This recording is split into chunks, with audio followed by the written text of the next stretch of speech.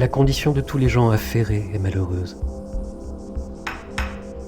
Et plus malheureuse encore celle de ceux qui travaillent aux occupations d'un autre, dormant au sommeil d'un autre, marchant au pas d'un autre.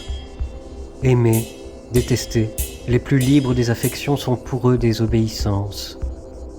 S'ils veulent savoir cela, combien leur vie est courte, qu'ils pensent à la portion d'existence qui leur revient. Vous pouvez les avoir souvent vus revêtus de la robe des maîtres, vu leur nom célébré sur le forum, n'en soyez pas jaloux. Ils ont damné leur vie pour cela. Pour la satisfaction d'attacher leur nom à une année, ils auront usé toutes les autres. Quelques-uns, brûlants d'ambition, y laissent dès les premières luttes tout leur temps. D'autres, qui sont parvenus à force d'indignité aux plus grands honneurs, sont saisis de la misérable pensée qu'ils n'ont travaillé que pour un titre sur une tombe.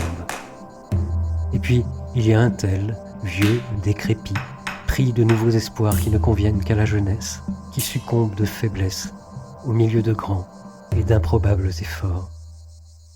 Honteux ce vieillard qui, dans d'obscurs plaidoyers, lâche son dernier souffle devant un auditoire ignorant dont il mendiait l'admiration. Honte à celui qui, lassé de vivre plutôt que de travailler, s'effondre au milieu de son métier. Honte à qui, en pleine agonie, s'obstine à surveiller ses comptes et devient la risée d'un héritier qu'il a longtemps fait attendre. Je ne peux taire ici un exemple qui se présente à mon esprit. Turanius était un vieillard actif et diligent. À 90 ans passés, ayant reçu de Caligula, sans la demander, sa mise à la retraite, il se mit au lit et voulut que sa famille l'entourât et le pleurât, comme s'il était mort. Et tous ces gens s'affligeaient pour le vieux maître condamné au repos, et les lamentations ne cessèrent que lorsqu'il fut rendu à ses fonctions. Est-il donc si doux de mourir occupé ? Nous sommes presque tous faits pareils.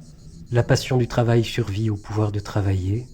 On lutte contre la faiblesse du corps, et la vieillesse ne paraît fâcheuse que parce qu'elle éloigne des affaires. La loi dispense à 50 ans de porter les armes, à 60 ans de siéger au Sénat.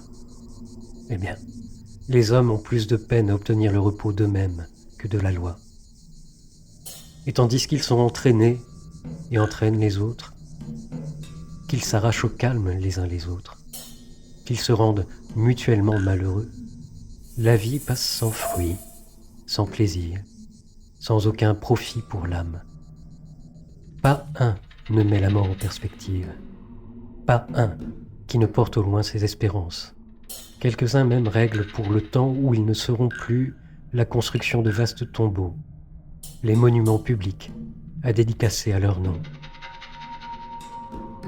Tout l'attirail d'orgueil, enfin, de magnifiques obsèques, lorsque leurs funérailles devraient se tenir comme s'ils avaient très peu vécu, et se faire la maigre lueur des torches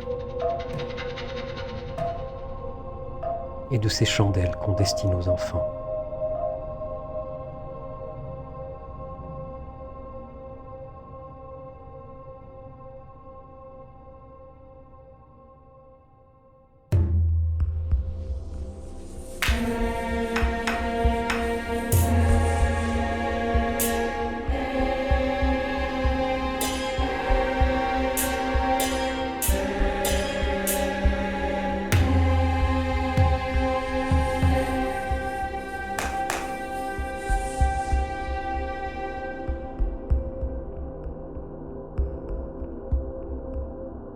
Sénèque, de la brièveté de la vie. Composition,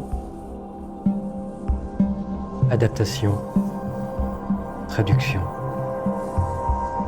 Récitant, François Lozé.